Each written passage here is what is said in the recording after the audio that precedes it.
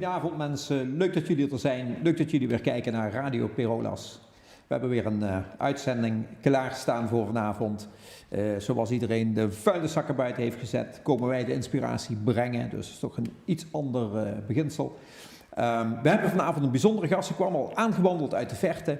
En laat geen gelegenheid voorbij gaan om een wandelingetje te maken door de mooie stad. Nelle Driessen, welkom bij Radio Perolas. Leuk dat je er bent. Ja, vind ik ook. Kijk eens aan. Ja, alles wat jij doet en ziet heeft te maken met je omgeving, het verkennen van de omgeving, het genieten van het groen met name, de dierenwereld. Je zit helemaal tot over je oren in de tuinenwereld eigenlijk, hè? Ja, dat klopt. Wat ik ook doe, of ik nu thuis bezig ben voor mijn bedrijf of voor mijn werk, ik ben altijd bezig met het creëren van aangename buitenruimtes en dat samen met andere mensen. En ook het genieten van die buitenruimtes, want je hebt van beide kanten, je moet ze aanleggen, maar je weet er ook van te genieten. Ik ontwerp ze, ik leg ze mee aan en het allerbelangrijkste is in mijn beleving dat mensen hun tuin beleven, ervan genieten, er gebruik van maken als ontspanning, om eten uit te halen, om natuurbeleving op te doen, de seizoenen te beleven, kinderen in contact te laten komen met natuur en ga zo maar door. Een tuin eigenlijk als een heel belangrijke leefruimte waarvan het lijkt alsof we al een beetje vergeten zijn dat we die nog hadden. Want er zitten veel te veel mensen zitten binnen, zeker nu. Helaas, in deze tijd zitten heel veel mensen binnen en ik doe er ook alles aan om iedereen eigenlijk naar buiten te krijgen. Dat mensen echt buiten het groen waarderen als iets, als een plek om te genieten, om een frisse neus op te halen, om in beweging te komen en misschien bovenal om andere mensen te ontmoeten en daarmee ideeën te delen. Ja, andere mensen ontmoeten, ja, dat is zeker in deze tijd is dat een van de grote drama's die zich voltrekt. Dat we vereenzamen en contact met elkaar niet meer weten te vinden. Ik zag op jouw website staan dat je de eigenaren van de tuinen echt uitnodigt om mee te doen. Ja. En van tevoren heel goed te bespreken hoe dat onderhoud gaat plaatsvinden, hoe je de aanleg gaat doen en dat je het liefst hebt dat ze meewerken. Ja, en dat begint zelfs al met het maken van het ontwerp. Als ontwerper krijg je een pakket van wensen wat mensen graag zouden willen doen of wensen voor buiten. Meestal zet ik dat om in 2 tot 3 schetsen, die leg ik voor. En het allermooiste is dat je na een paar weken terugkomt en iemand zegt van jouw idee heb ik zelf een ontwerp gemaakt. Hoe vind je dit? Oh ja, ja. En ik zou dit ook kunnen. En die kijkt dan meestal, nou we zeggen 9 van de 10 gevallen, is dat bijna altijd nog mooier dan wat ik heb bedacht. Kijk. En dat vind ik het allerfijnste resultaat in mijn werk. Ja. Dat ik iets aandraag en iemand doet er iets mee wat helemaal bij hem of haar of hun past. Ja, dat het hun tuin wordt en hun het is hun tuin waar zij gebruik van moeten maken en als het kan ook zelf de tuin gaan beheren. Ja. Nu ben ik niet helemaal vreemd in die wereld. Ik heb vroeger ook wat gewerkt in deze sector, zullen we het maar noemen. Daar waren heel veel mensen die kwamen uit een gezin waar ook heel enthousiast in tuinen werd gewerkt. Geldt dat voor jou ook? Er moest buiten enthousiast gewerkt worden, om het zo te zeggen. O jee. Ik kom uit Zuidoost-Brabant, ik kom uit een boerengezin. Ik heb 8 broers en 1 zus. Ik woon aan de bosrand, dik bij de Grote Peel. En het zal voor zich spreken, op een boerderij is heel veel werk binnen en buiten.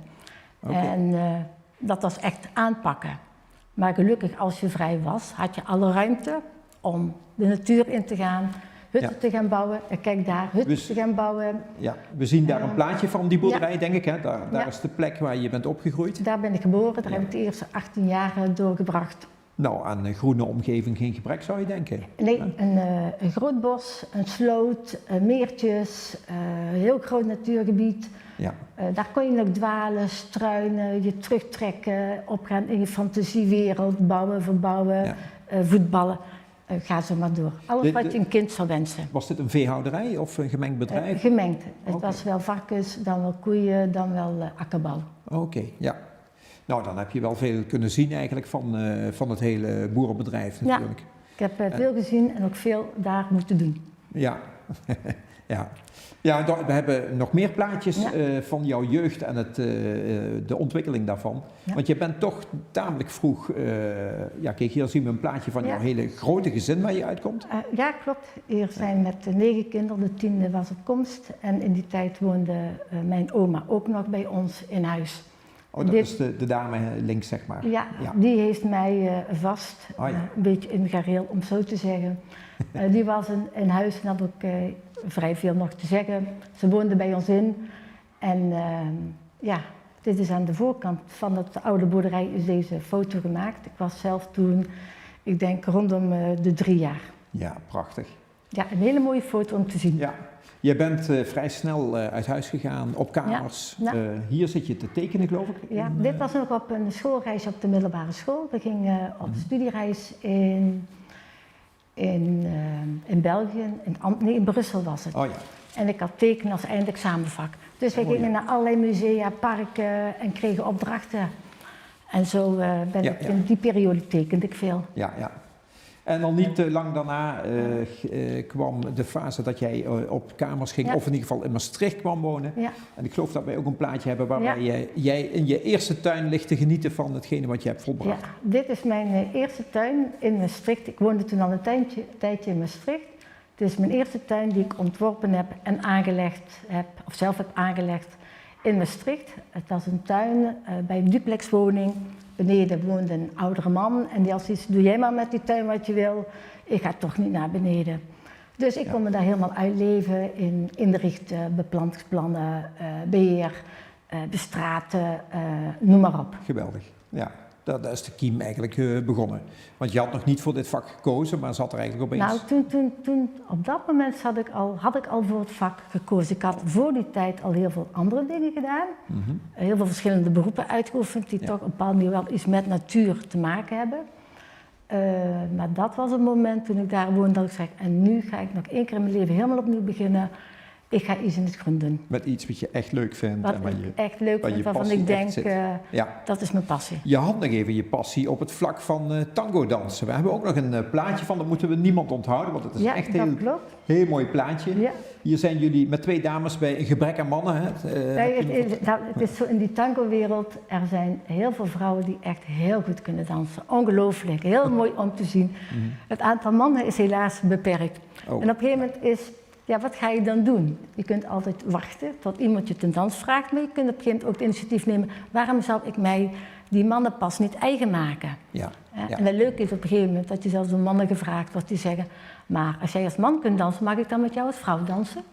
Oh, dus dan ga je nog eens een keer de rollen omdraaien. Interessant. En dat is heel leuk. Er is een foto genomen in Hasselt. Oh ja, maar ik heb altijd het idee dat de tango gedanst wordt door de leidende man, die dus, en dan leiden met korte ei in dit geval, omdat hij toch een beetje moet aangeven waar we allemaal naartoe gaan. Ja, maar je kunt ook omdraaien, dan gaat de vrouw leiden en de man volgt. Ja. En dat is in die dans, is dat heel interessant om op door te hebben en dat ook toe te passen en ook soms als man moeilijk om te leiden, dan wel voor vrouwen, om te volgen. Ja. Dus dit is een hele mooie dans. Dit maakt alles los wat we willen weten van iedereen. Heel goed. Dat helemaal met je eens. Ja. Kom nog een keertje terug, je gaat dat nog weer eens doen. Hè? Ik denk dat ik dat weer zo ga doen. Ja, ja. Geweldig. Nou, ik ben heel benieuwd. Goed, we gaan eens eventjes kijken, want jij hebt hele bijzondere opvattingen over, bijzondere opvattingen, je hebt een hele uitgesproken opvatting over jeugd, kinderen en hoe die leven, hoe ze opgroeien. Ja. En daar kan ik me alles bij voorstellen, want de problemen rondom kinderen zijn gigantisch en dat hebben we allemaal zelf veroorzaakt. Ze krijgen industriële voeding, ze zitten de hele dag binnen, ze bewegen veel te weinig, tenminste de meeste toch.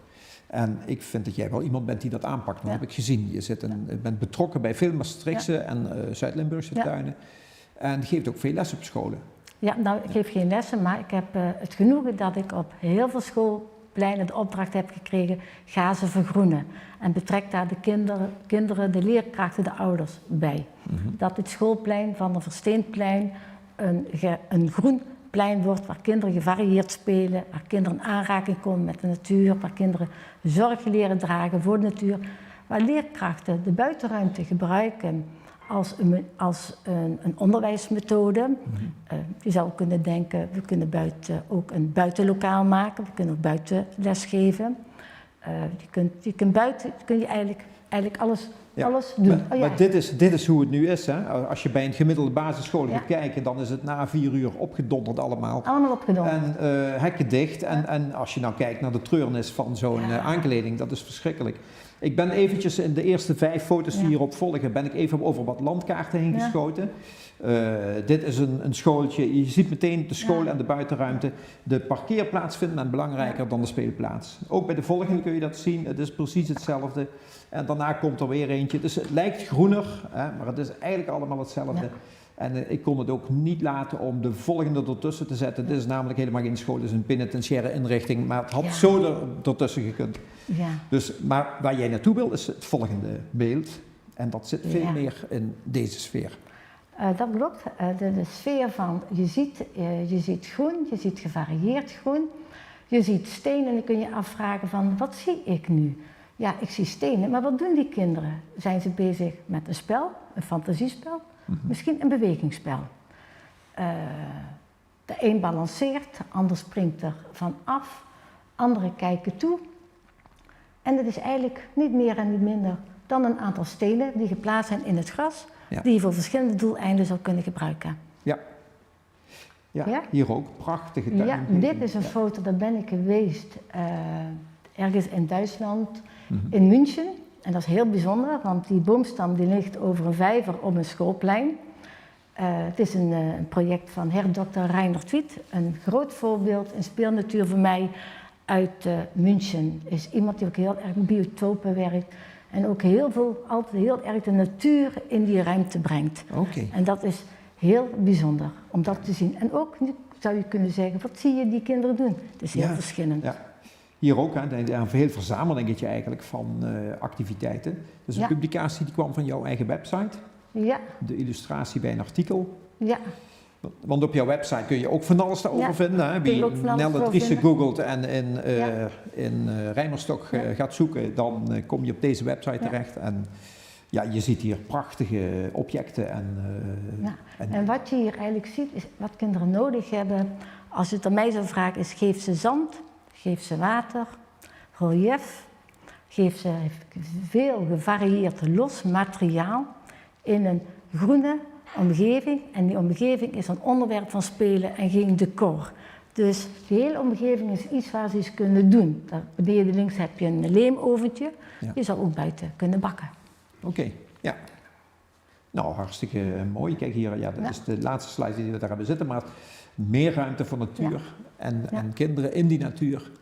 Ja, dat zouden scholen mogen oppikken natuurlijk, als ze dat kunnen. Of bij wie moeten we zijn? Is het de gemeente die hier iets moet doen? Of?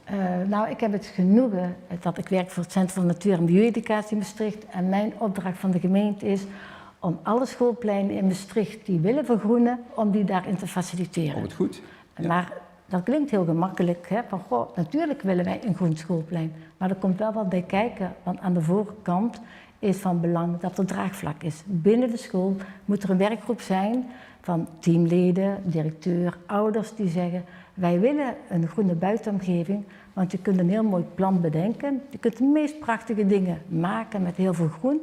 Maar als je het niet gebruikt dan wel en direct een stuk beheer erop loslaat, loop je de kans dat binnen 1, 2 weken het hele speelplein kapot gespeeld is. Want als er helemaal geen afspraken zijn over het gebruik, hoe gaan we het beheren en kinderen niet geleerd hebben om in het begin respect te hebben voor de planten, loop je het risico dat er snel kapot gespeeld wordt. Maar daar kun je wel bepaalde maatregelen treffen. Bijvoorbeeld dat je ervoor zorgt in het eerste jaar dat de gebieden waar planten net geplant zijn, eerst een jaar mogen groeien, alvorens daar gespeeld mag worden. In Berlijn heb ik dat op heel veel plekken gezien. Daar worden de meest prachtige groene schoolpleinen gemaakt, maar het eerste jaar na aanleg is dat afgesloten, of een deel afgesloten, mogen ze liggende paden gebruik van maken.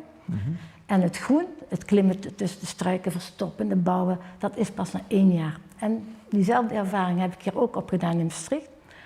Het is in het begin even heel moeilijk, van ja luister even, we hebben nu toch zo'n mooi plein en we mogen nog niet van alles gebruik maken. Helaas niet. Ik zorg altijd wel voor dat er bepaalde routes zijn, kleine ommetjes, grote ommetjes, dat het altijd wel beloopbaar is. Maar pas na 1 jaar wordt het meer bespeelbaar en mogen ze in dat groen dingen veranderen of komen tot fantasiespel. Dan wordt de vegetatie is wat sterker, die kan dat aan en dan... minimaal 1 jaar heeft dat nodig. Ja, oké.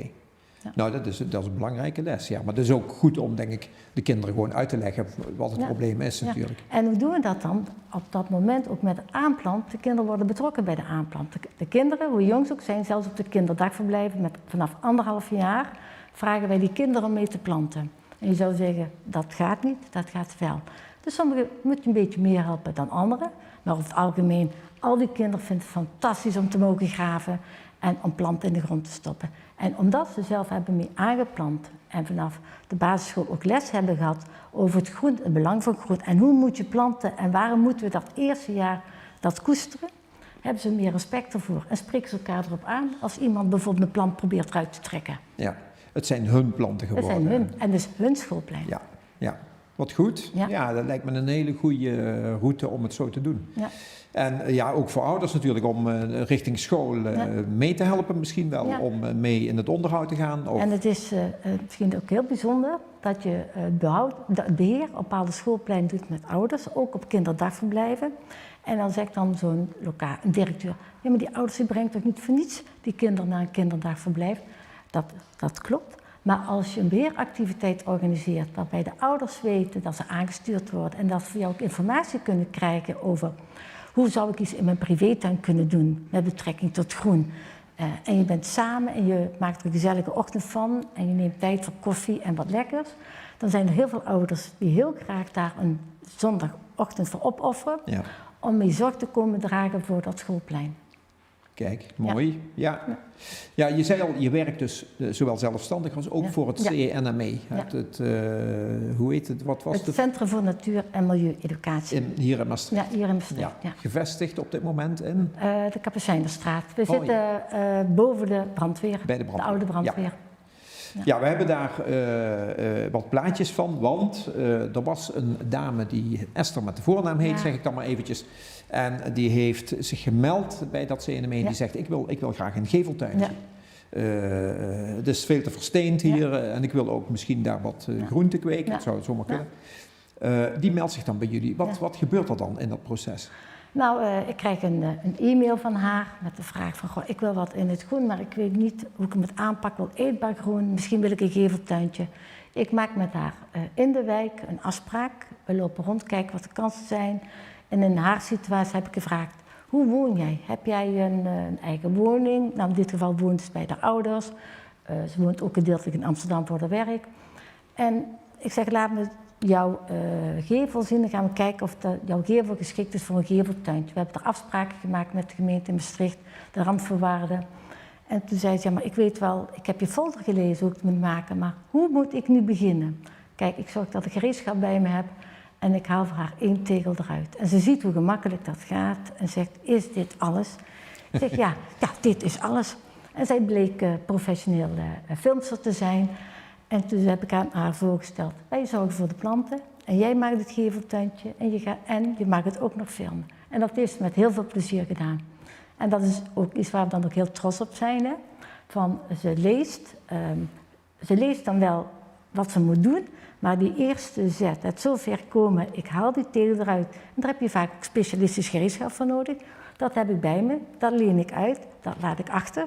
Dus ik kan gaan experimenteren, hoe doe ik dat? Hè? Ze wilde ook zelf filmen. Oh ja. Dus is stenen eruit gedaan, de stenen weer terug. Hoe moet ik die recht opzetten? Hoe krijg ik het terecht? De waterpas, klophamer, alles had ze daar liggen. Dus uiteindelijk heeft ze alles zelf gemaakt. En het is gewoon gelukt. Het is gewoon gelukt. gelukt. Ook echt haar tuintje met jullie deskundigheid gedeeld met haar en weer verder gebracht. Ja. Ik vond het leuk, in haar mail maakte ze eventjes melding van Ron Finley.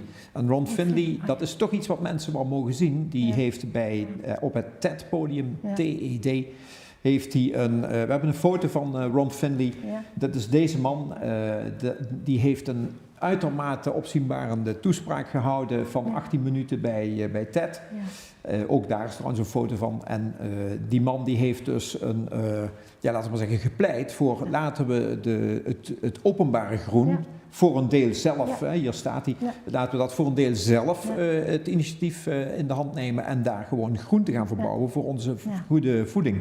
Want in Amerika is de voeding nog een tikje beroerder blijkbaar als hier. Dus dat had zij gezien. Dat vond ik wel heel grappig dat ze dat ook meeneemt in haar hele gedachten. Ja. Dus zijn we eventjes gaan zoeken en kwamen op een heel grappig filmpje ook uit de gemeente Rotterdam. Ja. Daar hebben ze als doel gesteld, we gaan 1000 geveltuintjes gaan we aanleggen. Ja. En daar zijn ze nu, toen die film gemaakt werd, bij 750 ongeveer. En we kijken heel even naar de promo daarvan. Dan kun je al een beetje zien hoe dat wordt aangepakt. We staan hier bij het Huis van Venna. We hebben net een verse geveltuin aangelegd. Zij is namelijk de winnaar van de wedstrijd van het Rotterdams Weerwoord. Deel je uitzicht en inzicht. Het Rotterdams Weerwoord heeft flink ingezet op geveltuinen deze zomer. En we hebben er heel wat aangelegd. Dat hebben we gedaan samen met Raymond en Jaap. Hallo, wij zijn van 1000 geveltuinen. En we hebben als doel om voor 30 september 1000 nieuwe geveltuinen aan te leggen. En we zijn er bijna. De teller staat nu ongeveer op 740. Dus nog een paar te gaan. Geef je op! Geef je op Ja. en doe nog even mee de laatste 2 weken. Ja. Stuur een berichtje als je ook een geveltuin wil. Nou Nelle, zo doen ze dan in Rotterdam. En is dat ook iets voor deze regio? Helemaal. Wil jij een bestreden geveltuintje, stuur mij een berichtje. Wij komen langs en we gaan kijken wat mogelijk is. We zullen dit jaar geen 1000 halen vergeleken inwoneraantal Maastricht ten opzichte van Rotterdam. Dat zal een 10e zijn ongeveer. Ja, nou in ieder geval. Dan is 100 ook al heel mooi. Ja, maar ik zal dit jaar al tegen de 40 zijn die ik dit jaar heb gerealiseerd. Dus nogmaals, als mensen een geveltuintje willen hebben in Maastricht, laat het ons weten. Voordat je het weet, is het gerealiseerd. Fantastisch, Ja. erop af. Ze moeten wel een beetje mee werken, of toch in ieder geval... Kijk, dat is misschien wat onderscheid. Het is fijn dat je dat zegt.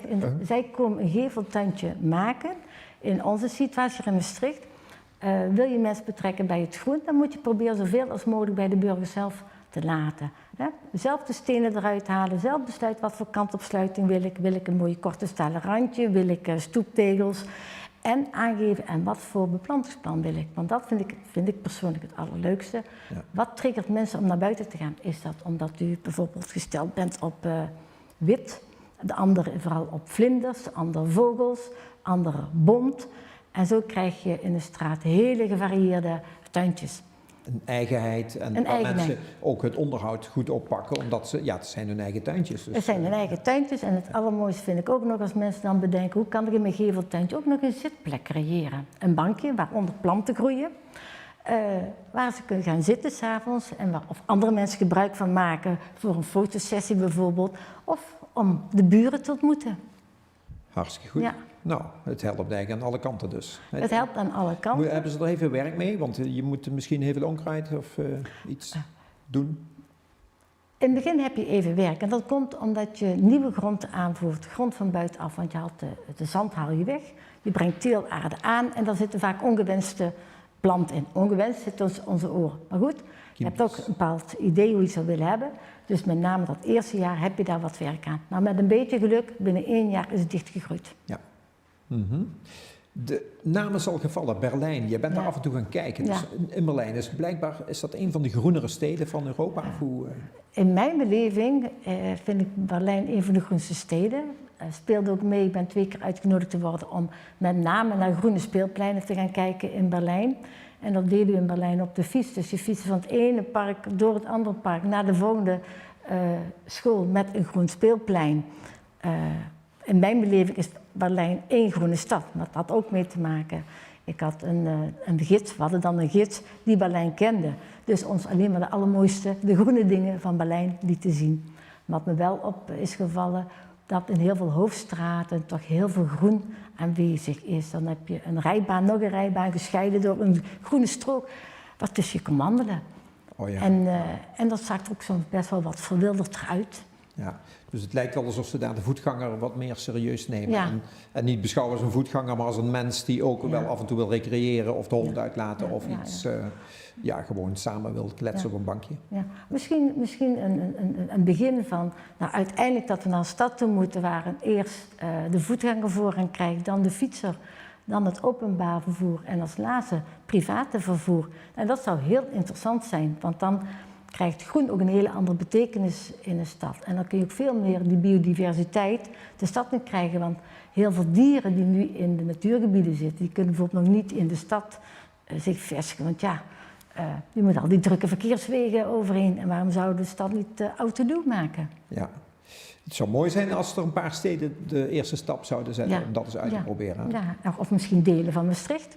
Waarom niet? Ja, ja we hebben een hele hoop mooie plekken erbij gekregen, vind ik wel. Hè? Dus als je daar de hoge fronten ziet, hoe dat nu is allemaal aangepakt. Erg mooi gedaan. En de verbinding met de lage fronten, fantastisch. Ja.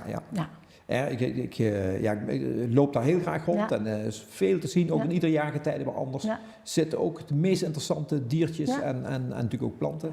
Ja. Dus daar heeft Maastricht echt wel een goede plus. En dat op steen, op afstand van de Vrijthof. Nou ja, ik weet als ik mensen van buitenaf krijg uit het hele land en ze vragen, laat u zien dicht bij de stad en je gaat naar het Frontenpark, dan denkt iedereen, hoe is dit mogelijk zo dicht bij de stad? Zoveel gevarieerde natuur met hele bijzondere planten en dieren. Ja. En jouw aanbeveling, ga naar Berlijn als je de kans krijgt, want nu is dat misschien wel een vakantiebestemming die nog redelijk te doen is. Ik heb daar eens even research op gehad met de mensen en wij kwamen uit bij Laura Lukic. Dat is een kunstenares die in Berlijn zegt van, daar is zoveel te zien, daar is eigenlijk zoveel groen. En net zoals jij zegt, met de fiets kom je eigenlijk overal. Ze heeft een website in de lucht gebracht en die heet Park Project Berlin. En Park is daar gewoon met elkaar geschreven. En misschien kunnen we daar even naar het bannertje van kijken. Ze heeft daar namelijk een grappig bannertje van gemaakt. En kijk, hier zie je gewoon een willekeurig park. Ik zou het absoluut niet herkennen, maar daar is gewoon veel te zien, zegt ze. Je kunt in 1200 verschillende plekken in Berlijn kun je het groen in. Ja. En dat zijn niet allemaal grote aaneengesloten parken, maar toch heel veel dingen waar van alles te zien is en opgesteld. Ja. Dit komt gewoon van haar website. Dit is haar banner die ze daarop heeft gezet. Ja. En dus ze heeft nog een tweede website van haar hele verblijf in Berlijn. Want ja, als je daar dan toch bent, dan is er van alles te zien. Ja. En daar is ze vooral gefocust op datgene wat je ziet in de treinen, de metro's en datgene wat er aan openbaar vervoer allemaal rijdt. Ja. Dus in die zin wel een goede aanbeveling van jou om dat misschien toch maar weer eens te gaan opzoeken. Ja, zeer zeker. En wat ik heel bijzonder heb ervaren in Berlijn, wat ze daar doen, ze gebruiken daar kalksteen uit de Eifel. Dat is sterker dan onze mergel. Daar worden dan stenen naar zo'n schoolplein gebracht van bijvoorbeeld 3 meter hoog, 2 meter breed, 1 meter diep. En dan komt de kunstenaar, die gaat met docenten aan de slag om een aanzet te geven van hoe kun je die steen zo bewerken dat het een klimobject wordt. Dus een kunstenaars werkt heel veel samen met kunstenaars. Die kunstenaar draagt het over aan de leerkrachten. En die leerkrachten gaan nadien met de kinderen het afmaken. En dan wordt het dusdanig gemaakt dat de kinderen op een gegeven moment er ook op kunnen klimmen. Op zijn steen, 3 meter hoog, in een zandbed. Geweldig. Ja, schitterend. Ja, en dat kan blijven staan, dus dat is veilig. En dat is veilig, natuurlijk. Staat zwaar in de cement. Ja. Maar dat is heel bijzonder ook om te kijken in het begin, de eerste keer als je daar komt, zou het mij lukken om daar boven op die steen te komen? En durf ik ervan af te springen? Oh, ja. Ook dat nog eens. Ja. En dan kun je behendigheid... Spectaculair. Ja, heel spectaculair. Maar ook als beeld, mooi om te zien. Er staat wat. Ja. Kunnen we die plekken vinden? Ja, je moet er maar gewoon gaan rondstruinen. Ik denk als je googelt op speelnatuur, op groene schoolpleinen in Berlijn, dan kom je licht uit op dit soort van schoolpleinen. Ja. In Nederland zijn ook een paar stichtingen actief die daar goed in zijn. Welke stichtingen of welke plekken moeten we die vinden? Nou, op de website van Springzaad, daar heb je al eerder foto's van laten zien. Springzaad.nl. Ja, www.springzaad.nl.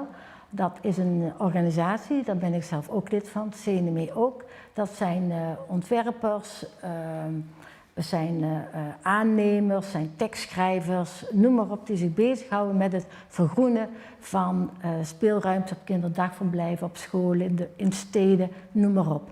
Kijk, en een andere organisatie die ook heel interessant is Wilde Weelde.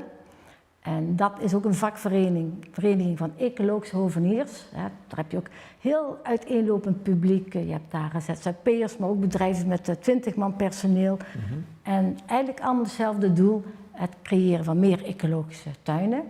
En we hebben in Appeltern als vereniging ook een voorbeeldtuin gemaakt. Die echt de moeite waard is om te bekijken als je geïnteresseerd bent in een ecologische stadstuin. Oké, ja. Nou, daar moet iets mee kunnen. Maar heb jij het gevoel dat jullie bestuurlijk gezien, en dan heb ik misschien niet alleen over Maastricht, maar als je kijkt naar heel Nederland, hebben jullie nou de wind mee dan in die zin? Of is het toch een... Ik vind dat een hele lastige vraag. Heb je de wind mee? Laat ik zo zeggen, ik zit niet verlegen om werk. Integendeel. Ik heb genoeg werk. Ja. Maar ik zie in mijn directe omgeving zie ik toch steeds meer groen wat weggehaald wordt. En dat er stenen in plaats van komen. En dat betreur ik. Ook heel veel bomen die weggehaald worden. Had ik in het verleden dat ik om me heen keek en ik zag nauwelijks een huis in de buurt. Ik moet nu echt planten, dusdanig planten, om ervoor te zorgen dat ik nog het idee heb, ik zit in een tuin. En ik kijk niet op stenen. En je denkt dan vooral aan particulieren die zeggen, we bestraten het gewoon, dan zijn we van de flauwekul af en dan hoeven we niet te onderhouden. Of, dat is ook vaak. En voor een deel particulieren, maar je kunt ook denken, lange tijd woningcorporaties dachten ook, en dat zeggen ze nu ook, jij hebt ook heel lang gedacht, nou die steen dat is toch het gemakkelijkst, gewoon dicht bestraten, heb je geen omkijken naar. Maar inmiddels is daar ook een switch gemaakt dat ze denken van, goh, eigenlijk zouden we veel meer naartoe moeten werken, dat er meer groen komt, ook in de huizen die wij verhuren. Ja. En die wind hebben we nu wel mee. Dus daar waar kansen liggen, proberen we ze ook te grijpen. Ja. Nou, wie ook de wind mee heeft, dat zijn de mensen die groentetuinen willen ontwikkelen in Maastricht. En daarvan zijn er toch ook nog wel een aantal, hè? Ja, er zijn er best, als je het even optelt, zijn er best heel veel. Sommige bekend omdat ze veel meer de openbare ruimte optreden of activiteiten organiseren en die op Facebook zetten. Maar er zijn diverse projecten in de stad waar mensen echt als een soort community aan het moesteneren zijn ten behoeve van een restaurant of de buurt. Of om mensen die uit de psychiatrie een plek te geven waar ze kunnen tuinieren. Ja. Een van die tuinen was 50-50 Be Green. Ja. Daar hebben wij elkaar destijds ontmoet. En dat lag onder het toezicht van het Leger des Heils. Ja. Dus dat was een hele mooie combinatie van allerlei doelgroepen die door elkaar liepen. En we gaan nu eventjes kijken naar de mensen die daar die plek hebben moeten opgeven. Want inmiddels wordt daar weer gebouwd. Diezelfde mensen zijn nu verplaatst naar de Greuneluiper. Dat heet Stadstuin Greuneluiper. En we gaan eens even kijken wat ze er zelf over zeggen over die samenwerking met de gemeente Maastricht. Nou, we zijn nu op het oude terrein van de KPN. Dus dit was vroeger een hele drukke plaats. Nou, we hebben met de gemeente een goede deal kunnen sluiten dat we samen, want we komen eigenlijk van het Leger des Heils, van de Kolonel Millerstraat, hier naartoe. Zijn we het hele pakket zijn we verhuisd. Er zijn ook inderdaad genoeg vrijwilligers die dus ons kunnen helpen op dit moment. Daar zijn we ook heel erg blij om. Nou, ik vind de wethouders, wat hier zijn geweest, zijn allemaal heel erg positief, optimistisch. En doordat we met z'n allen er keihard aan werken, dan krijgen we ook iets voor elkaar. Ik woon in de buurt, nog niet zo lang, een paar jaar. En wat mij trekt aan de buurt en daarmee aan deze tuin is dat het zo divers is. En in een tijd waarin we vaak in onze eigen bubbel zitten qua sociale contacten, denk ik dat het heel belangrijk is om ook daarbuiten te kijken. Andere mensen te leren kennen, mensen waar je normaal niet zo snel mee in aanraking komt omdat die niet in jezelfde werkveld zitten of vriendenkring. En om elkaars verhalen te horen. Nou, die hebben een heel snel tempo, de hele transitie gemaakt naar een totaal andere plek. Ja. Ook nog best wel een plek met rafelrandjes aan de Greuneluiper. Maar meteen een grote toestroom van mensen die wilden inschrijven voor zo'n kist. Ja. En vroeger was dat bij 50-50 ook met scholen. Dat gebeurt nu weer blijkbaar. De planning is dat er scholen ook gaan moesteneren. Ja. En in de buurt daarbij wordt binnenkort een nieuwe IKC Groene Loper gebouwd. Dus die gaan in de toekomst daar tuinieren. Ja, geweldig natuurlijk. Dus je krijgt een hele generatie kinderen zo meteen die weten hoe tomaten groeien en dat de worteltjes toch echt onder de grond zitten. En ik denk ook dat het een tuin is die op dit moment heel belangrijk is om de verbinding tussen de diverse wijken, tussen een heel gemêleerd publiek, vanuit Witte Vrouwenveld, de nieuwkomers, Wiekerpoort, dat zo'n tuin heel verbindend kan zijn. in de relaties, dat mensen elkaar kunnen ontmoeten, maar ook kennis kunnen maken met wat is hier mogelijk in Maastricht, inspiratie opdoen, komen oogsten, komen turnieren, activiteiten die daar georganiseerd kunnen worden en ga zo maar door. Ja, dat zei die dame Kelly, die zei dat net al, we hebben een ontmoetingsplek. Ja. Mensen ontmoeten elkaar, ze groeten elkaar op straat. Ja. Het is toch een bijzonder effect heeft het op de samenleving. Ja. Dus dat is supergoed. Maar ja, nu worden we natuurlijk ook wel een beetje benieuwd naar hoe ben jij zelf in je eigen tuin, hoe heb je dat tot stand gebracht? Want je hebt dus ook een eigen tuin. Ik heb een eigen tuin van ruim 1200 vierkante meter groot. Het is een hellingtuin met een verval van 11 meter op het hoogteverschil is 11 meter op een lengte van 50 meter. Dat is een helling van 17%, kun je vergelijken met de Keutenberg. Oké. Ik ben altijd vergelijken. Hè. Dat was een hellingtuin die niet logisch ligt ten opzichte van het huis. Je moet altijd de berg op. En aanvankelijk was mijn wens, ik wil een hectare. Helaas was dat niet haalbaar. Ja. Gelukkig is het gebleven bij 12,50. We kunnen al een beetje meekijken, want hier zie je ongeveer hoe het eruit ziet. Nu zijn we beneden bij de woning. Ja. Daar heb je een soort stadstuintje, maar dan met heel veel groen in de achtergrond. Ja. Je hebt ook zomaar een speelplek voor kinderen. Ja. Je voorziet eigenlijk in alles wat je kan overkomen daar. Dus bezoek. Je hebt natuurlijk ook klanten die komen kijken. Dit vond ik een heel mooi plekje. Hier zit je eigenlijk in een soort ingesloten hagebeuken stukje waar je heel rustig kunt zitten in de schaduw. Ja. Dit moet toch een immens werk zijn geweest, hè? Dat terrassenverzet wat je daar hebt overwonnen. Dat is heel veel werk geweest. Ik heb het ook bijna allemaal zelf gedaan. Kijk hier, ja, dit is natuurlijk fantastisch. Dit is een wat rustiger vijverdeel met mooie lelies, maar je hebt daar ook een heus zwembad. Ja, een zwemvijver, een natuurzwemvijver. Ja, een natuurzwemvijver. Ik had zelfs gezien, als je heel goed kijkt, zie je daar echte vissen rondzwemmen. Ja. Dat lijkt me ook nog wel een beetje een aparte ervaring als je daar je baantjes gaat trekken. Ja, tuurlijk. Ja. En ik heb mijn oudste zoon, die heeft af en toe blijft zo lang in het water totdat ik een vis getikt heb. Oh jee. Ja. En muurtje, gestapelde muurtjes, je metselt dat niet, het stapelen gaat ook prima. Ik ben van mening, je hoeft geen fundering te gebruiken om te kunnen bouwen. Mits je wel bijvoorbeeld bouwt met een helling naar binnen. Oké. Oh, zo ja, zoals de Inca's dat Zoals de Inca's bouwden, dat is ook altijd, nooit rechte muren, altijd hellend naar beneden. Ja. Nou, en de dieren komen er ook op af. Ja. Je hebt best wel een grote plantencollectie, denk ik, hè, als je het aan de voorkant ziet. Ik denk dat ik een hele grote plantencollectie heb van inheemse planten dan wel gecultiveerde planten. En ik zoek naar een mix. Oké, ja. Dus hier zijn de hosta's. Ja, dat is natuurlijk ook een hele mooie plant bij het water was dat. Ja. Ja, een indrukwekkende tuin die je ook nog af en toe openstelt voor mensen. Ik doe mee met de Veldopen Tuindagen, altijd het eerste weekend in juni. Mijn tuin wordt ook gebruikt als expositieruimte tijdens de poorten van Rijmerstok. En zo nu en dan krijg ik nog aanvragen van groepen die een excursie in de tuin georganiseerd willen hebben. Oh ja. En een hele enkele keer gebruik ik het. Ik gebruik het ook heel vaak als mensen geïnspireerd willen worden, al dan nog niet weten wat zou ik met mijn eigen tuin willen. Meestal als ik mijn tuin laat zien, dan kan ik ook dingen laten zien wat misschien bij me past, weet ik ook of het een opdracht is die bij mij past. En of ik iemand ben voor die mensen. Ja, dus je gaat echt voor de ultieme match. Dan wordt de synergie het grootst. Ja, ik vind dat heel belangrijk. Je moet er wel voor gaan. Ik kreeg onlangs ook een vraag. En of iemand, de buurtuin, die opdracht had ik binnen en de buren wilden ook een ontwerp, maar het mocht geen werk kosten, geen tijd kosten. En dan ben ik al heel gemakkelijk en zeg ik nee, dank je. Maar ik heb hem wel iemand anders aanbevolen, waarvan ik denk, die past beter bij jou. Ze moeten wel uit het probleem komen, maar dan even niet met jou deze keer. Niet met mij deze keer. Nee, ik zag op je website ook, daar is een 77-jarige man die zijn tuin wil gaan onderhouden.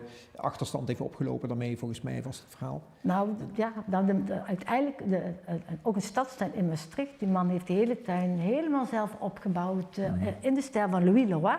Met alles wat hij was hoofd op een basisschool in Maastricht. En iedere keer als hij naar huis fietste, nam hij ergens een steen van mee en daar ging hij mee bouwen in zijn tuin. En op een zeker moment heeft hij helaas een paar TIA's gehad. En hij wilde heel graag in die tuin werken, maar de familie wist, maar hoe moeten we dat met papa doen? Ja. En omdat ik lid ben van Wilde Wilde, zijn ze via bij mij terechtgekomen. Ja. En ik heb samen met hem voor 3 jaar, 2 dagen in de week voor 2 uur per keer, hebben we samen die tuin onderhouden. Geweldig. En echt, Ja. het is een hele En mooie het tuin. werkt. Ja. En het werkte. Ja. En hij stond 's ochtends gewoon klaar. Hij wist dat ik zou komen. Ja. Had de jas en de laars al aan. En ook als dat regende, dan werkten we buiten. Ook al vroor het een beetje. Ja. Hij had zoiets van, ik wil buiten aan de slag. Ja, ja. De naam is al gevallen, Louis Leroy. Ja, ja. We gaan nog eventjes Ja. via een detour gaan we eventjes, die tour bedoel ik, dit is Louis Leroy. Hè? Ja, dit zijn stapelingen die hij heeft gemaakt. Ik weet niet precies op welke plek dit is, maar hij is in ieder geval ook te zien in Heerenveen, geloof ik. Hè, op Ja, de... dit is Didam of Niedam. Dit is waar ook zijn eco-kathedraal Oh, ja. staat. Oh ja. Ja, die krijgen we zo te zien. Er Ja. komen nu, kijk, dat zal dit ding niet zijn, maar Nee, dat is dit niet. is ook een hele mooie Ja. stapeling. Maar het zijn hele courante materialen die we Ja. ook nog best wel vaak tegenkomen Ja. in de wegenbouw. Hier, ja, schitterend. Maar dit is bijna, hoe zeg je dat? Inca-tempels Ja. of Maya's. Ja.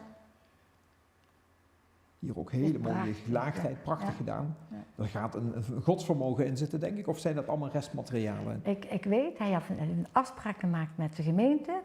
Hij krijgt alle stenen die ze niet meer gebruiken, die krijgt hij. De voorwaarde Ja. is wel dat de stenen nog heel zijn. Oké. En het bijzondere aan dit project is, hij is helaas inmiddels overleden. Er is nu Ja. een stichting. Er zijn mensen nog steeds aan het bouwen. En die bouwen niet volgens een vooropgezet plan. Daar willen we toewerken. Het materiaal wat ze krijgen Mhm. en de mensen die op dat moment daar aan de slag willen gaan, die bepalen dan samen wat ze gaan bouwen. Oké. Wat Ja. we in een achterhoofd meenemen is, we moeten voldoende ruimte creëren voor dieren, die hier een schuilplek kunnen vinden, hier kunnen overwinteren, broeden, noem maar op. En ruimte voor planten. Ja. En dat maakt die plek zo bijzonder, want uiteindelijk er wordt gebouwd. Het wordt allemaal ook dicht, het is heel volumineus, met ruimte voor planten en dieren. En daarna laten ze het los. En laten ze het over aan de natuur. En die laat dan zien wat ermee gebeurt. Ik heb daar gebouwen gezien. Ja. In het begin dan was het bijna, zag je allemaal steen. En dan kom je 5 jaar later terug, dan is dat bijna helemaal overgroeid. En dat ken je niet nauwelijks. Ik vind Ja. dat vind ik nou een hele mooie plek om de natuurontwikkeling te zien als iets is gestapeld. En je laat het met rust. Ja. Ja. Dat doet de natuur een hoop goed. Ja. En ja, is voor de mensen ook prachtig om te zien en voor kinderen om daar te verblijven. Ja. Een hele goede combi. Ja, en een mooi stapelwerk. Dus dan ook spelen met stenen, met kleur, met vorm. Ja. Een natuursteen, betonsteen. En dat vind ik ook wel belangrijk, alles wordt daar handmatig gemaakt. Er komt geen machine te pas. Wow. Dus die stenen worden ook niet met een machine, wat tegenwoordig ziet, hè, we hebben weinig tijd, er is geen geld, geen tijd. Dus machine, het moet snel, daar niet. Het wordt gebracht en dan gaan we slepen. Dan doen we er maar wat langer over. Dan doen we Maar- er langer ja. over. En dan is het proces net zo belangrijk dan het eindresultaat. Ja. Nou, hartstikke goed. Ja. Ja, we hebben inmiddels bezoek Ja. gekregen van Max. Die wil toch eventjes komen kijken. Hij hoorde dat het ook over dieren ging. Ja. Misschien Ja. zit er iets voor zijn gading bij. We gaan eerst eventjes kijken naar dit boek dat jij hebt meegenomen. En waarvan jij vond dat het een van de meest indrukwekkende boeken is die jij hebt gelezen de Ja. afgelopen tijd. Dat is uit 2020 geloof ik, hè? Vorig jaar. Ja, dus ik meen van oktober vorig jaar. Ik las het rond de jaarwisseling, een recensie. En toen dacht ik, vooral zo rond de feestdagen ben je veel binnen. Dus buiten vroeg donker, dus je kunt minder buiten doen. Toen dacht ik, ik ga dat boek lezen. Ik ben wel heel benieuwd, ook wat ze te schrijven had. En ook wat je zou kunnen doen tegen eenzaamheid. En hoe kun je groen inzetten tegen eenzaamheid. En dingen waarvan ik schrok bijvoorbeeld is, in Japan zijn mensen gepensioneerd, mensen op leeftijd.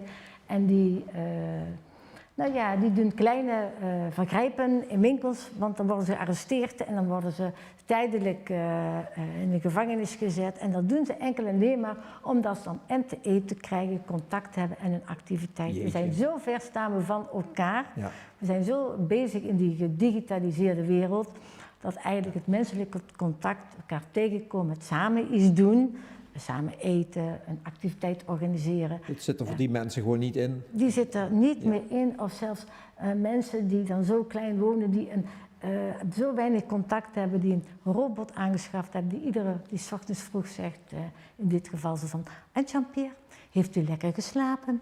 Wat kunnen wij vandaag voor u doen? Gaat u nog een ommetje maken? Stel je voor dat je zo wakker wordt. En dat is een robot die jou toespreekt. Oh jee. En mensen gaan daar helemaal in op. En ze worden ook nog gelukkig. Ja, ja. Hè? Oh jee. Maar dat aangeeft dat menselijk contact wat eigenlijk aan het verdwijnen is. Ja. En Geeft het boek ook wel aanbevelingen hoe dat verder moet? Want dat wijst in de richting niet van het individu. Die krijgt wel heel veel opgelost, maar ook lang niet alles. Maar ook naar overheden natuurlijk, die daar iets mee moeten. nou, ik denk vooral dat meer burgerinitiatieven die daar wat mee moeten, het zelf iets opzetten, zoals bijvoorbeeld de beerfeesten, waar dan echt allerlei mensen uit diverse groepen worden uitgenodigd, activiteiten worden georganiseerd. De kleinschaligheid, die zou ook zo'n buurtuin op de Groene Loper, zou je als zo'n plek kunnen zien. Dit is een plek waar je groenten kunt verbouwen, maar je kunt er ook heen gaan om een ommetje te maken. Je kunt het ook meenemen in je route door de wijk. Het gaat erom, vooral om dat mensen van onderaf weer initiatieven nemen hoe met elkaar in contact te komen. Dat is een regelrechte aanbeveling Ja. om in alle hoeken van de stad en ook verder Ja. buiten, om dat soort initiatieven op te pakken. Mhm. En we hebben een tijd geleden, was Rob van Akker onze gast, en die heeft in Scharren met de buurtbewoners een heel project opgezet. Waar het verblijven en het ontmoeten natuurlijk ook straks kern van de of je nu eigenlijk al tijdens de Is aanleg. nu al, ja. Ja. Dus dat pleit ervoor om dat concept eens goed te bekijken en misschien dat op andere plekken ook kansen geven. Ja, en ik denk op andere plekken in de stad liggen die kansen er ook. Het is een kwestie, mensen moeten de kans aanpakken.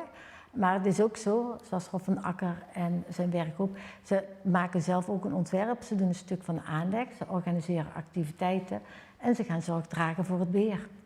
Ja. En dat is ook een voorwaarde om het tot een succes te maken waarschijnlijk. Ja, dat is een voorwaarde. Het is ook heel logisch als je denkt dat het logisch is als je als overheid iemand de ruimte geeft, jullie mogen hier aan de slag, dat je daar tegenover stelt dat ze ook een stuk van het beheer doen. Ja, want uiteindelijk die verantwoordelijkheid, ze doen de beheer, maar ook verantwoordelijk voelen voor die omgeving en er activiteiten organiseren waar iedereen voor uitgenodigd wordt. Dat je daar ook bekendheid aan geeft aan zo'n initiatief en dat je probeert ook contact te leggen met andere initiatieven om zo de verbinding in de stad te leggen van de ene buurtinitiatief, moestuin, naar een ander. Ja. Ik denk dat jij steeds meer bestemmingen weet te vinden in deze regio, die voor de bezoekers die vanuit jouw stichting bijvoorbeeld eens komen kijken, vanuit het land. Ja. En het mooie is dat ook al deze initiatieven ook bij ons voor inspiratie ook contact met ons opnemen. En dat kunnen soms heel eenvoudige dingen zijn in zo'n situatie. Hoe komen we aan zwerfkeien? Hoe kunnen we waterput slaan? Bij wie moeten we voor dit zijn? Bij wie moet voor dat zijn? Als we een begroting moeten maken, kun je ons een indicatie geven? Dan ga je een paar uur met hun in gesprek en dan kunnen zij weer verder met hun plannen. Ja. En dat vind ik het mooiste, dat het aandragen van ideeën en zij gaan daar zelf iets mee doen. Ja.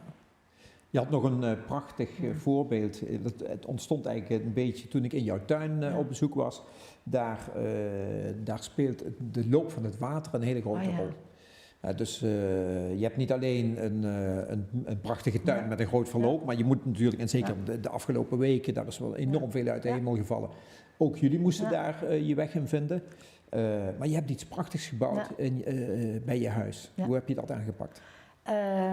Wij hebben naast ons huis hebben wij een tank in de grond laten plaatsen. En het regenwater komt direct via het dak in die tank. En met dat water spoelt 1 wc door en dat draait een wasmachine op. En dat water gebruik ik ook voor als ik vind dat ik de tuin op sommige plekken water zou moeten geven. Maar ik ben er heel blij mee dat we dat ooit gedaan hebben. Dat je toch als een bijdrage aan. Hè. We moeten echt gaan denken in de toekomst van hoe kunnen we water bergen. Hoe houden we het water vast, blijven het vasthouden. Hoe kunnen we op een andere manier het hergebruiken dan wel. En als we te veel water hebben, waar kunnen we ruimte aan water geven? Dus ik berg water in die ondergrondse tank die ik hergebruik. En tegelijkertijd is mijn tuin dusdanig ingericht. Kijk, van die wolkbreuken in mijn tuin, de tuin zelf heeft er geen last van gehad. Ik had geen natte plek, ik had ook geen overstroming. Maar buiten mijn tuin, omdat mijn tuin een hellingtuin is en daarachter ligt, laten we zeggen, eenzijdig akkerland, grasland. Nou, je wil niet weten hoeveel water daar langs mijn tuin is moeten gaan. En het is gelukkig allemaal ook goed gegaan, maar we moeten ons echt de vraag stellen. En als dit 3 dagen door was gegaan, had de tuin het dan nog gered? Had op een gegeven moment niet toch, was dan toch de tuin niet te korsweg geworden voor het water? En wat dan? Ja, want dan is de ellende niet te overzien natuurlijk. Dan zou ik het heel jammer vinden. Een korte tijd gaat dan verloren waar je heel lang over hebt gedaan. Ja, natuurlijk. en dat is niet alleen het water, maar dat is ook de stenen, de modder die meegenomen wordt. Ja. Ja. Hoe kan het toch dat dat niet op het akkerland blijft liggen? Je zou toch denken, regen op dat akkerland en dan zakt het de grond wel in. Ik denk het belangrijkste is de akkers op dit moment, het is verdicht, verzuurd, vermest. De basis is het bodemleven. Je moet de bodem activeren en dat doe je niet alleen met één soort gras, één soort graan. Dat is met een gevarieerde gewassen en een samenstelling van gewassen die elkaar beïnvloeden. Ook wortels die heel diep wortelen, planten die oppervlakkig wortelen. En wat we nu zien zijn uitgestrekte graanvelden. Maar je ziet weinig graften, je ziet heel weinig struweel.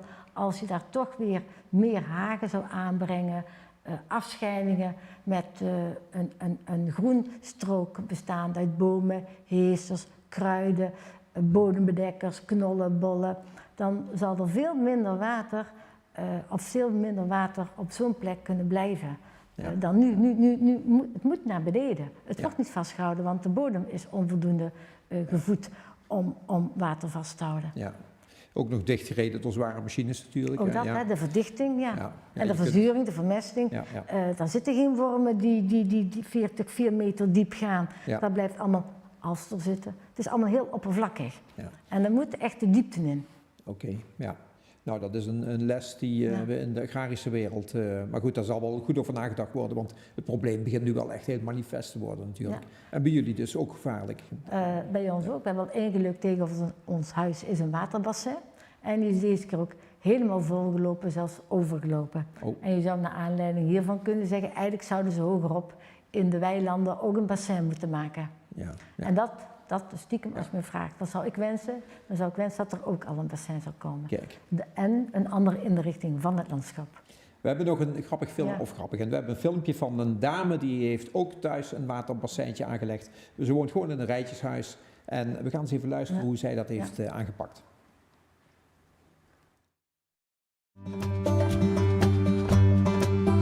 Toen ik hier kwam wonen in de jaren 90, toen besloot ik om iedere keer als ik ging douchen een emmertje onder de kraan te zetten tot het warm werd. En dat was eigenlijk verbijsterend veel water. Daar gaf ik dan mijn plantjes water mee, in de winter binnen en zomers buiten. Dat was eigenlijk het eerste begin. Maar toen was er die hele hete zomer. En toen heb ik heel veel gesproeid vanuit de waterleiding. En had ik opeens, hoeveel was het ook weer, iets van 7 kuub meer op mijn rekening staan. En toen dacht ik, daar moeten we iets mee. Want in de winter krijgen we die enorme buien met hele ladingen water. En die gaan zomaar het riool in. Toen ben ik de hele buurt langs geweest hier met handtekeningen om een regenton aan te vragen. Iedereen vond het wel een goed idee. Dus toen heb ik contact opgenomen met mijn woningbouwvereniging. En toen is de aanvraag gedaan en kwam uiteindelijk een pilot met 1 regenton. Ja, het is fantastisch. Je hoort hem echt gorgelend vollopen als er een enorme regenbui komt. Dan is hij echt in 1 nacht vol, als het goed regent. Dat weet eigenlijk niemand, want als je een emmertje neerzet, zie je maar zo'n stukje. Maar het komt van het dak. Het ziet veel helderder en schoner eruit dan ik altijd dacht. En bovendien, heb ik me laten vertellen, is het veel beter voor je planten. Omdat er veel minder kalk en zo in zit. Het is zachter.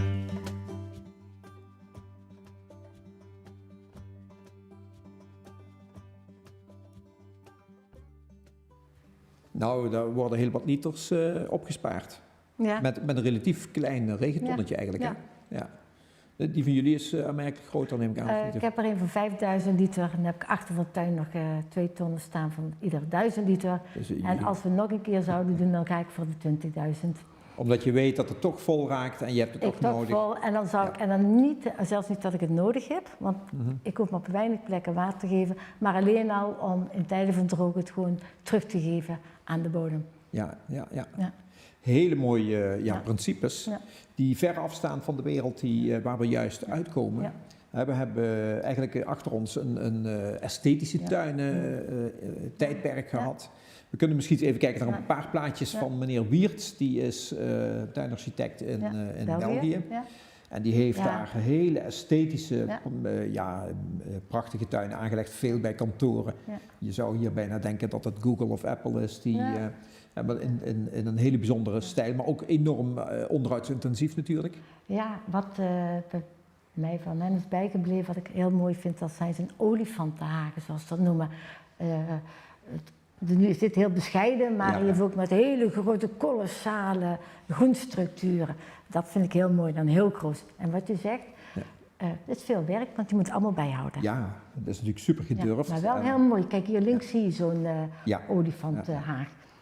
Ja, heel bijzonder. Maar hoe, dat is dus als ontwerper bedenk je Ja. dat? Dan moet er Ja. enorm hier ook, kijk, hè? ja, Deze. dit is fantastisch. Ja, Ja. Ik vind het heel mooi om te zien. Ja. En ik denk dan in mijn vak als speelnatuur, denk ik, oh, daar zou je toch mooie verstopplekjes kunnen maken. Een amfitheatertje, Ja. Nee, maar- inklimmen, inbouwen, verbouwen. Hier kom je geen kinderen tegen of ze zitten Kijk, aan een handje van iemand. Maar ik Ja. gebruik dit soort van beelden als inspiratie om te kijken hoe kan ik dat nu op een schoolterrein of kinderdagverblijf Oké. realiseren. Ja, ja. Ja, hier ook. Je gaat ook de vissen voorbij in, Ja, in het een is heel, echt, het is heel echt mooi heel mooi. water. Ik vind, Ja. ik vind het heel mooi om te zien. Ja, ja, Mien Ruijs is Ja. de Nederlandse tegenhangster, hoewel iets, Ja. misschien iets populairder.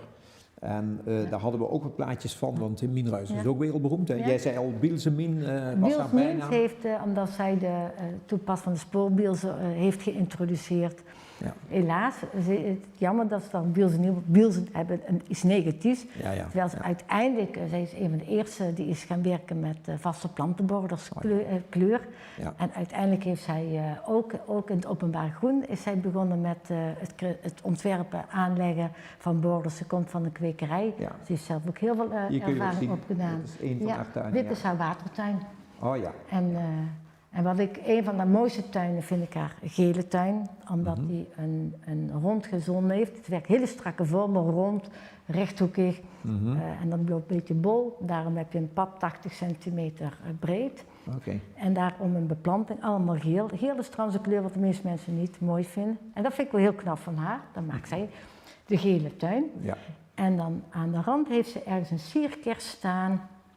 En de vorm van die sierkers is gelijk aan die ronde vorm van dat gezond. En dat vind ik, ontwerptechnisch, vind ik dat heel Superknap. mooi. Vind Ja. ik echt knap. Ja. Daarom ga ik er ook heel graag in en kijken. Ja. En iedere keer zie je een nieuwe ding. En ook hier wat je hier ziet, die strakke vormen, hè? Die Ja. strakke haak. Maar daarvoor een beetje wilderige beplanting. Ja. Ja, kijk, dit zijn voorbeelden van een beetje monumentale concepten. Ja. Vooral om naar te kijken. Ja. Er is natuurlijk wel een bankje om te zitten. Maar het is niet de bedoeling dat je daar je kinderen loslaat om een vuurtje te gaan stoken.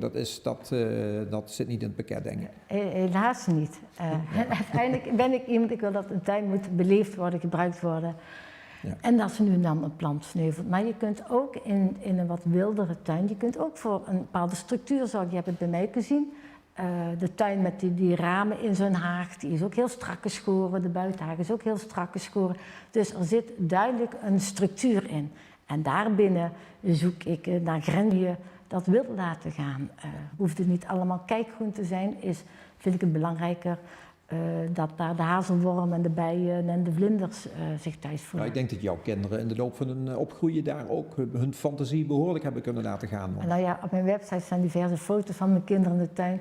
Ze hebben het ook fantastisch gevonden. Ze hebben er ook gespeeld, misschien een beetje verveeld. We hebben ook wifi in de tuin en dat maakt het voor de kinderen ook makkelijker dat ze in de boom klimmen en daar gaan lezen bijvoorbeeld. Ja, Of ergens een hangmat ophangen. Ja. En altijd vriendjes, vriendinnetjes mee naar huis, Ja, die natuurlijk ook ja. hartstikke leuk vinden om eens een plons tussen de vissen te Ja, maken. nou, dat was wel, onze zwemvijver hebben wat dat betreft iets te laat aangelegd. We Oh ja. waren toen al op een leeftijd. Eigenlijk moet je dat doen als kinderen net kunnen zwemmen. En dan zijn ze niet helemaal bezig met wat vindt die ander van mij. Nee, we gaan spelen. Oké. En want nu is het zo, wanneer springen ze erin? Als een bezoek komt, die zegt, dit vinden we leuk, kom in het water. Ja, geweldig. Ja. Nou, ik moet zeggen, ja, je brengt wel heel wat dingen mee waarmee we vooruit kunnen. Want groener dan groen kunnen we ons niet wensen en we gaan er zeker wat mee doen. Ja. We gaan ook bij de video die straks gewoon op YouTube online en beschikbaar staat, gaan we een aantal linkjes plaatsen, zodat mensen kunnen vinden waar we het hier over gehad hebben. Want mooi. we kunnen ook niet alles laten zien, dan krijgen we toch problemen. Maar ik wil jou in ieder geval super bedanken voor je komst. Ja. Het was heel veel boeiende zaken. Dank je wel daarvoor en ik wil het publiek ook graag danken voor het kijken, want wij komen natuurlijk weer volgende week terug met weer een nieuwe gast hier in de stoel. Waarschijnlijk is Max er ook bij als hij dat allemaal nog ziet zitten, want het is helemaal een dromenland. Maar in ieder geval bedankt je wel voor het kijken en tot volgende week.